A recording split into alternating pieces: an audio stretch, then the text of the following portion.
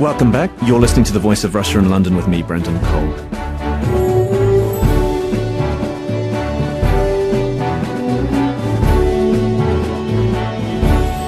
Overnight, Syrian troops clashed with rebels in the capital Damascus and the second city, Aleppo, as they tried to retake areas out of their control. It comes amid concern after Syria warned it could use chemical weapons in response to what it deemed external aggression. An apparent suicide bombing last week killed 4 generals, leaving significant gaps in the uppermost ranks of Syria's defence establishment. Amid the high-level violence, there's the high-level politics. And last week, there was another stalemate at the UN Security Council when Russia and China, to widespread condemnation, vetoed any resolution to impose sanctions on the Syrian president's regime. So is this the endgame for Bashar al-Assad? If so, what will replace him?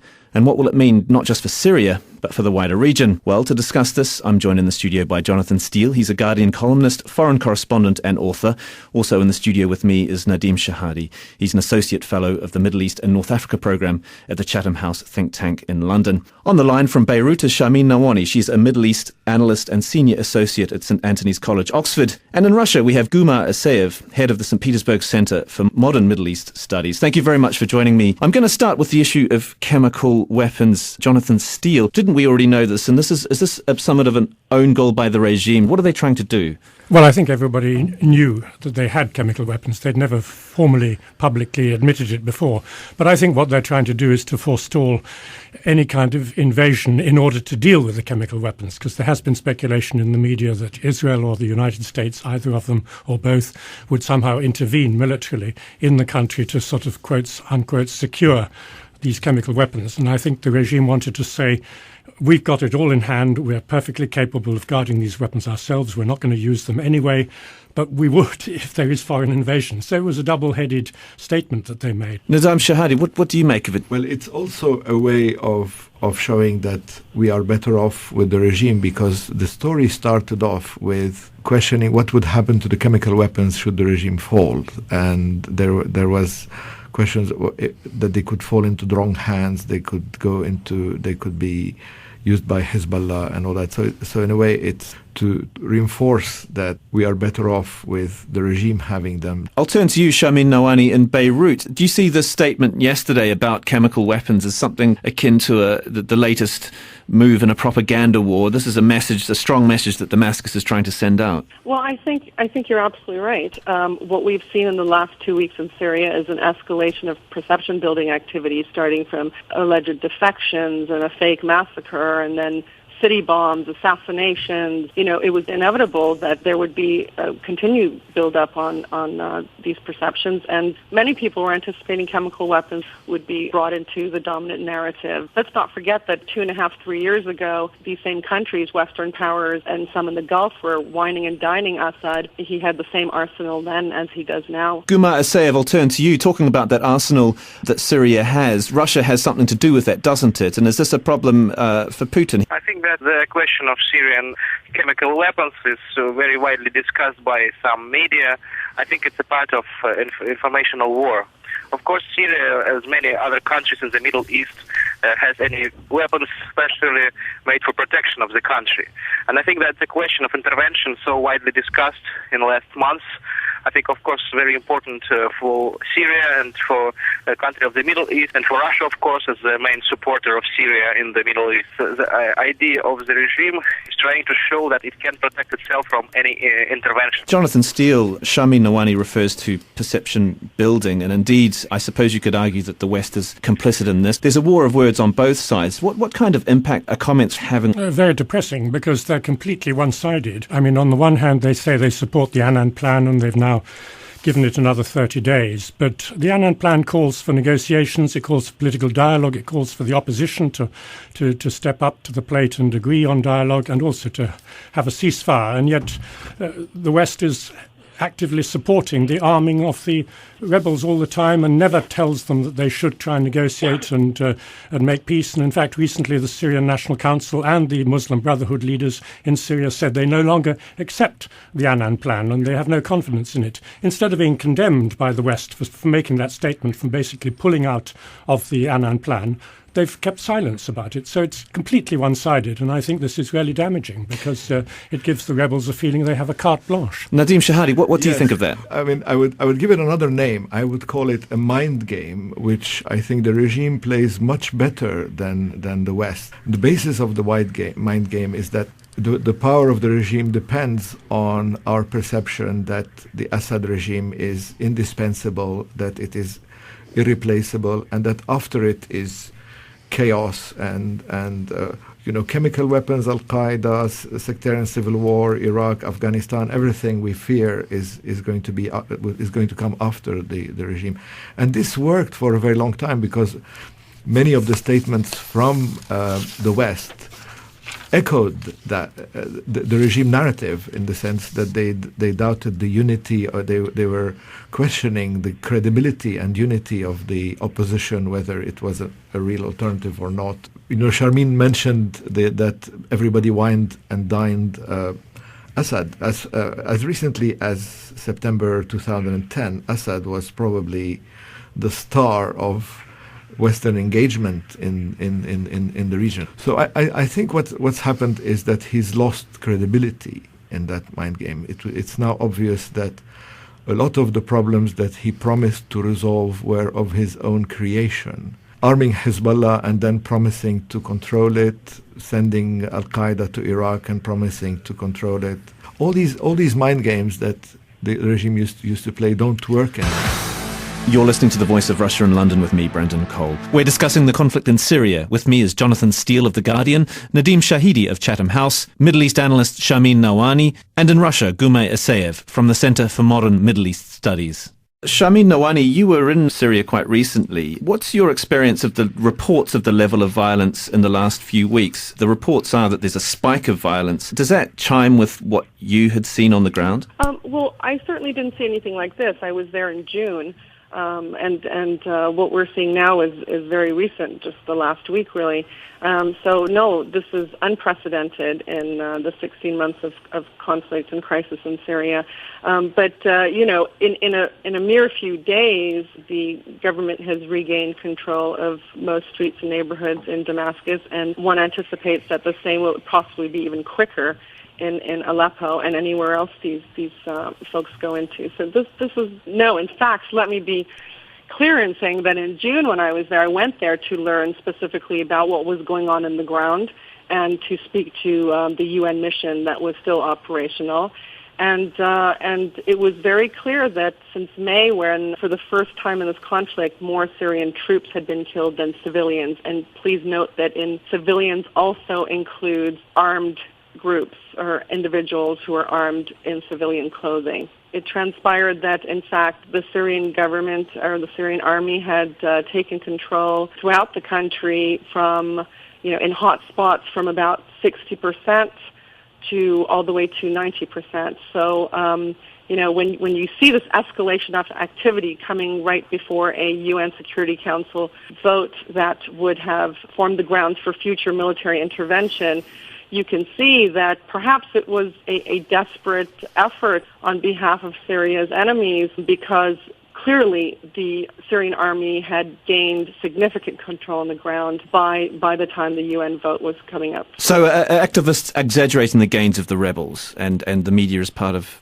contributing to that. Yeah, but, exaggeration has been the name of the game from the beginning. I mean, the whole narratives on the Syrian conflict are ludicrous. You have armed people coming in from outside Syria, from over the Lebanese border, that have been spotted and filmed as early as April of 2011. You have security forces that have been shot and killed by gunmen as early as April of 2011. And ever since then, the narratives, really, why are we looking at this as a crisis? Why is it in the headlines every day?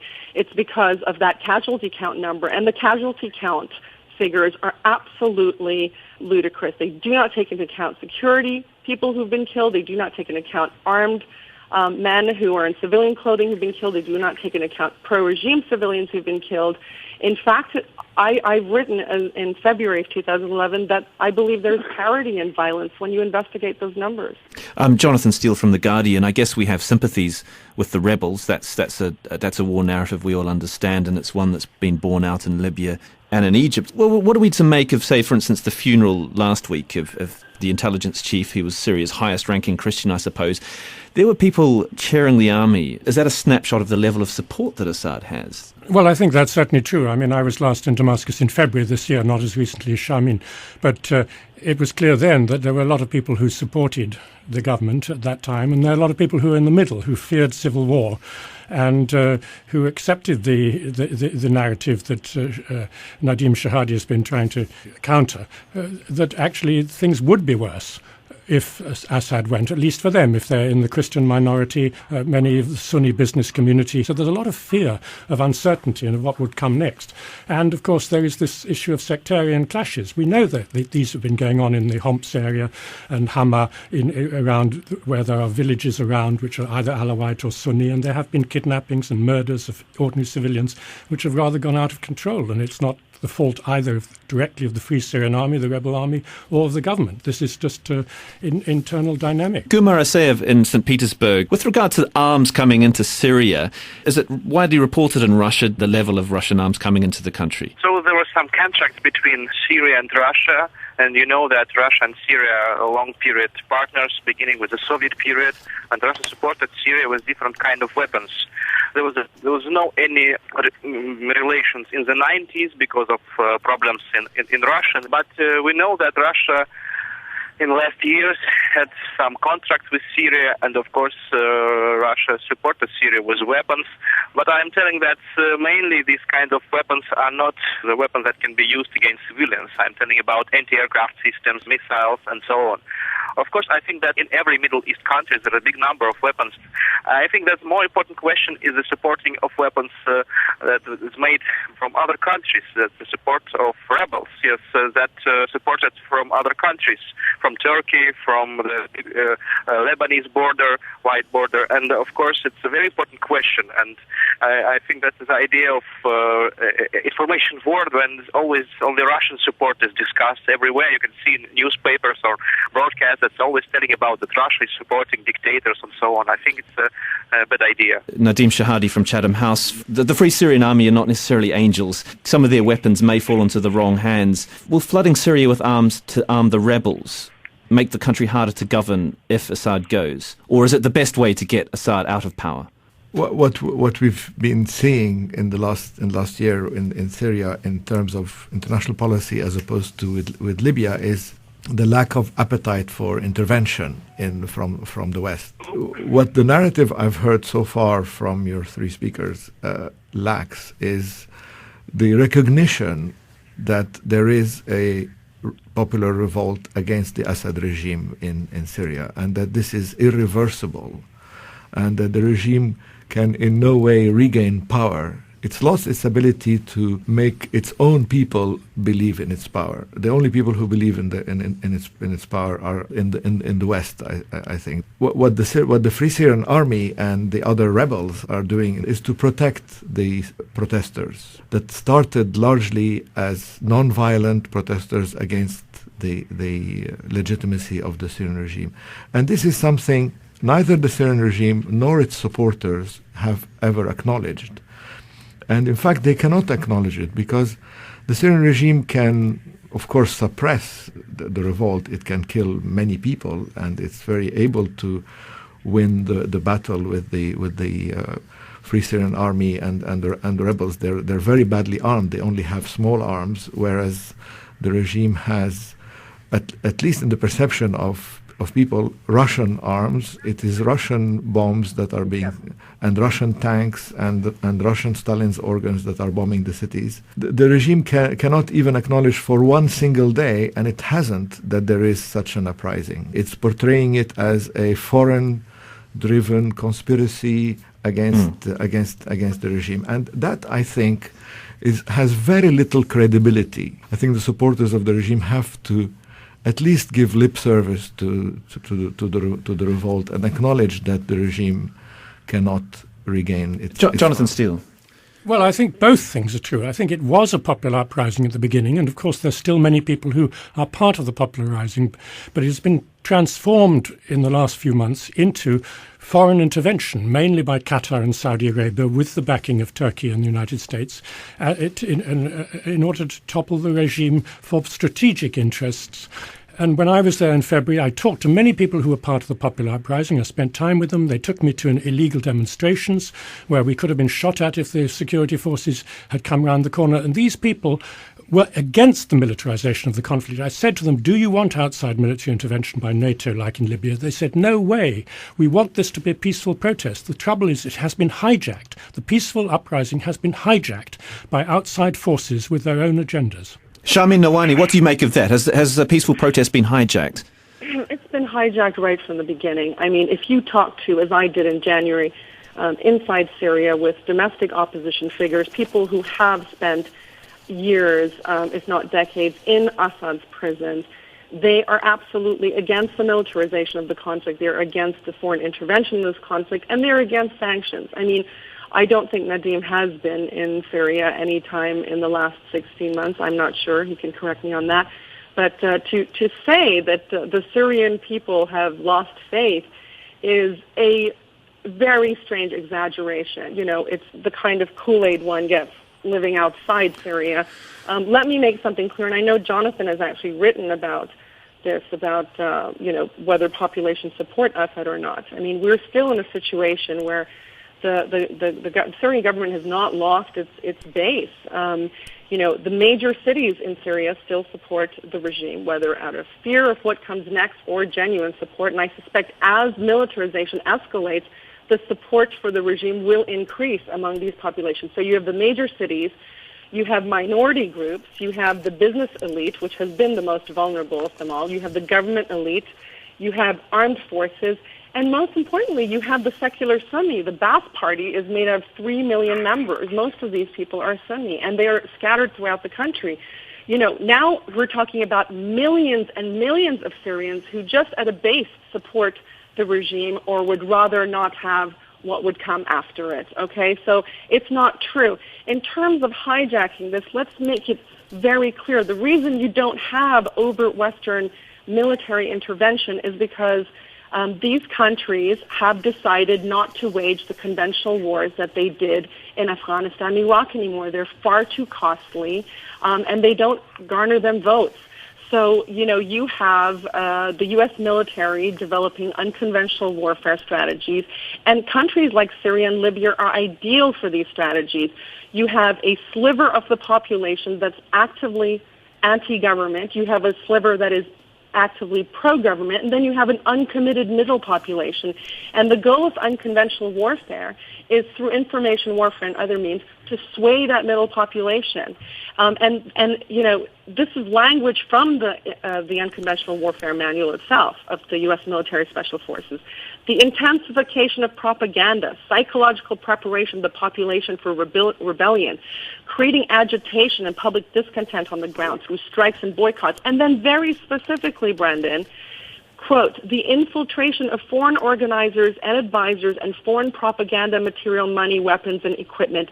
That, by the way, is early on in the game. I would say that 90% of what is going on in Syria is manufactured, 10% is genuine, disenfranchised people who are against militarization wanting their due. Okay, look, I'm going to turn to Gamar Isaev. Does Russia see a degree of hypocrisy in the fact that they don't really believe the West's true motivations in what the West want for Syria? Of course, for Russia, Syria is a very important country in the Middle East, and the situation that happened that began with Tunis and then with Egypt, then with Libya, so the Arab Spring is finished, is not still finished, but it's finishing for some countries with a civil war, for example, as in Libya and in Syria. And it's a very strange situation, because we know that the relation between Libya and Syria with Western countries were not very good in all the period of the history. And I think that Russian position here is against the strategy of double standards, because, for example, in Syria and in Libya, the Arab Spring finished not with changes in the country, not with positive steps, but it finished with a civil war. And Russia is not ready to have in Syria the same situation as in Iraq and as in Afghanistan. I think these examples are very important. But of course, the 2010 resolution in Libya allowing an air campaign, Russia believes NATO turned into a mandate to oust Gaddafi. They see the same potential here, don't they? I think that there is no any intervention. There will be no any intervention to Syria. I think that all steps will be done with the hands of rebels. For Russia, the resolution and then the not intervention to Libya was a very important example, the lesson that was given to Russia, and I think that's the reason why Russia is against any fierce resolution in the United Nations. Jonathan Steele from The Guardian. Russia has vetoed now 3 times any kind of Security Council resolution. Their position's unjustifiable, isn't it? No, not at all. They are putting forward the idea of a political solution. And at the Geneva meeting, which was almost uncovered by the Western media 2 weeks ago, they came out, all the P5 members, including China, came out with a long statement of principles for transition, which included a government of national unity in which the opposition would take part, a release of political prisoners, right of freedom of assembly, guarantees that people who are in the bureaucracy, as happened, wouldn't face the same fate as happened in Iraq, i.e. no de-Baathification of that kind, a sort of revenge. All this was done on a political basis, and Russia's been constantly pushing for politics. And as I said earlier on in the programme, it's the West that doesn't support the idea of political process. They veto the concept of a political thing. They just want Assad to resign or to arm the rebels. Nadim Shehadi, what do you make of that? I mean, in a nutshell, I think Russia has gambled on the wrong horse. It stuck its neck too far in support of Assad, and the stakes are very high for Russia in the aftermath of Assad. It will be seen as having supported the dictatorship, and that's not just in Syria, it's in the whole Arab world. I think Russia needs to find a way out of this. It is Russia that is doing the double because standard. Russia needs to find a way to play a role in a post-Assad Syria, doesn't it? And no rebels will want to do business with Russia after this, will they? Well, certainly not in the way Russia is behaving now. But if Russia steps in now in the way it did with Milosevic and tells Assad that the game is over, which it is, then Russia would be seen in a much better light. I never expected Russia to capitulate in the Security Council. That would have been losing face. But I think Russia can still play a role. You're listening to The Voice of Russia in London with me, Brendan Cole. I'll turn to you, Jonathan Steele. This is quite convenient. This plays into Washington's hands, especially in an election year. Military intervention is obviously off the table. They can point the finger at Moscow and say that they're the ones to blame. That's exactly what they're doing. Particularly Hillary Clinton's been extremely hawkish. It's what I call diplomacy by name-calling. It doesn't work, especially as she knows she has to work with Russia, because Nadim is right. Russia does have the greatest potential influence in changing this crisis, and it has been trying to do that. Unlike the West, the Russians have kept contact with both sides. They invite the Syrian National Council and other democratic Syrian groups to Moscow, and they keep saying to them, try and find a political compromise, try and at least start on negotiations. You can't say they're useless until you've tried them. Maybe they are useless, but at least try them. The first step for the regime to engage with the opposition is to recognize that there is such an opposition. The regime only recognizes an opposition that it has fabricated itself. But Russia is trying to get them to do that. I think Russia is telling the Syrian government, you must recognize these I'm sure the Russians realize that the regime hasn't complied with any of these points and has no intention of coming up with this point. They can probably fool Clinton, the Syrians, and they can fool the Europeans, but they can't fool the Russians. They work from the same book, and they've trained them, and it's ridiculous to assume that such a regime is now going to sit down with the opposition and talk about transition. Sharmine Narwaniand. Nadim, are you actually trying to say the otother side, Western countries on the GCC and Turkey, are interested in democracy in Syria? No, what I'm trying to say, Sharmine, I think it's the opposite. I think that the Obama administration has abandoned any idea of supporting democracy when they came. They were into engagement, and Bashar al-Assad was the star of that engagement. And it's very difficult for them to retract on that because it's their raison d'etre. Sharmine, what are some of the possible outcomes of this conflict? Future, do you see a role for the Muslim Brotherhood? Do you see it descending into further sectarian war? What do you consider will happen? Well, I think anything we discuss right now is cliche, taken from another experience of the so-called Arab Spring. I mean, whatever happens in Syria, it will be a uniquely Syrian solution. I can assure you of that. And I don't think we can anticipate because, while the narratives swing one way, as though Assad's about to leave right now, on the ground in Syria, there is no sense of that.